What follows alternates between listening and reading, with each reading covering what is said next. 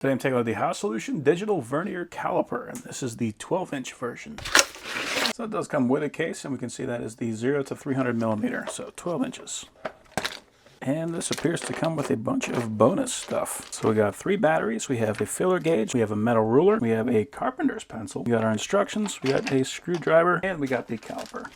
So this is the caliper. We do have a lock on the top, so we can slide this guy around, and then we can lock that in place so it does not move. This is a long 12-inch, which is almost unreasonably long. 6-inch calipers are typically better if you need to get that into tighter areas, but if you need to measure beyond 6 inches, then this is really the best tool for the job. So the battery cover does have 2 screws on it, and they will use this tiny Phillips head screwdriver. And those are very small screws, so you want to make sure you don't lose them. And this cover is actually captured, so you don't really need the screws in order to lock it down, but they are a good measure to make sure you don't lose it. And the batteries it came with are AG13 LR44s, and these are 1.5 volt. And we can read on there those are LR44s, so if you need to buy a replacement, that is what you would get. So these do have a button on them. We want to make sure we drop that in with the button facing down. And we can see that turns on as soon as we drop that in.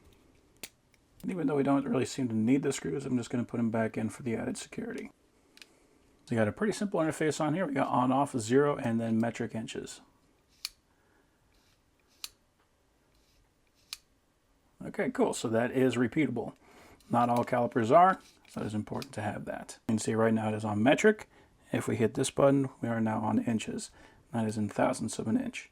And that appears to also be able to measure 1/2 thousandth. Another thing you'll also notice on these is that the jaw is quite a bit longer than on the 6-inch version. So if you wanted to measure something like a pipe, but it was much larger than this, you would still be able to grab onto that with this caliper. And if we get a measurement of that, we are looking at about 1 1/8. We can also measure the inside, and we're looking at 1 inch. We can also see that the inner probes are sharpened down, so they got a nice point on them. That's going to make it excellent for any time that you want to do some scribing. It can also be very handy if you want to measure the inside of a round object, because if it was flat, you would never get a perfect measurement. On the other side, we also have a depth gauge. So if you wanted to measure how deep something was, we could use that to get that measurement. So we're looking at about 3/4 of an inch. Since we got the feeler gauge, we can use that to check it. I love how many gauges they actually put on this. We got an excellent variety. So if we look at the 0.035, we are getting 0.035. Here I have a 1, 2, 3 block.